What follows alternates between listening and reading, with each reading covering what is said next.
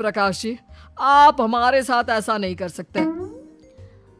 और तुम देखो, अगर तुमने मेरी बेटी से शादी तोड़ी ना, तो जो भी प्रॉपर्टी मैंने तुम्हें दी है वो तो पूरी की पूरी वापस ले ही लूँगा, और आधी प्रॉपर्टी तुम्हारी भी लूँगा।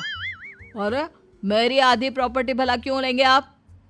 इसलिए क्योंकि मेरी बेटी को आधा नज़र आता है और उसकी नज़र अभी तक तुम्हारी आधी जायदाद पर ही पड़ी है। अब तुम उसे घर से निकालोगे तो कुछ तो लेकर जाएगी ना। और अगर हम आपकी बेटी को अपने घर की बहू बनाकर रखे तो?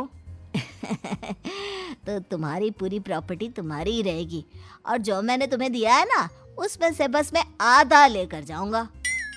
अरे लेकिन अब आप अपनी दी हुई प्रॉपर्टी में से आधी वापस क्यों लेकर जाएंगे? अगर मैं आपकी बेटी को अपनी पत्नी बनाकर रखने को तैयार हूं तो?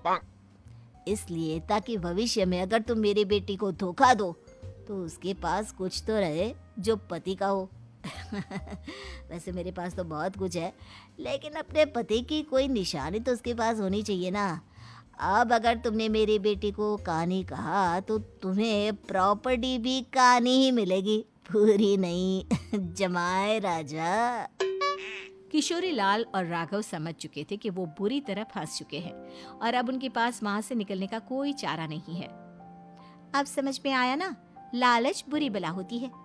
एक तो तुम्हें प्रॉपर्टी मिली, ऊपर से बीवी मिली, उसमें तुम्हें नखरे भी दिखाने हैं।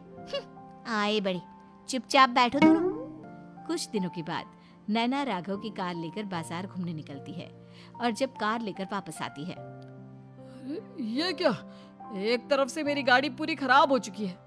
लगता है तुमने मेरी गाड़ी को किसी दूसरी गाड़ी के साथ एक्सीडेंट किया है। अरे अरे, कितना बड़ा नुकसान कर दिया तुमने बहू। वो क्या है ना पापा जी, मुझे एक आंख से दिखाई नहीं दे रहा था, सामने से गाड़ी आ रही थी। मुझे तो सिर्फ आधा ही दिखाई दिया और वो गाड़ी मेरी कार से रगड़ते हुए निकल गई।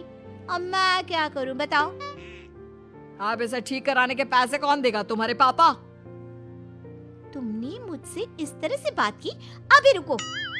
नैना राघव की शिकायत ओम प्रकाश को कर देती है। देखो राघव, अब जो मेरी आधी प्रॉपर्टी तुम्हारे पास थी ना, उसमें से आधी और मैं लेकर जाऊंगा, क्योंकि तुमने मेरी बेटी को डांटा। अरे नहीं नहीं पापा जी, गलती हो गई, माफ कर दो। गलती की तो कोई गुंजाइश ही नहीं। अगली बार मेरी बेटी को डांटा तो बची हुई आधी में से आधी और ले जाऊंगा।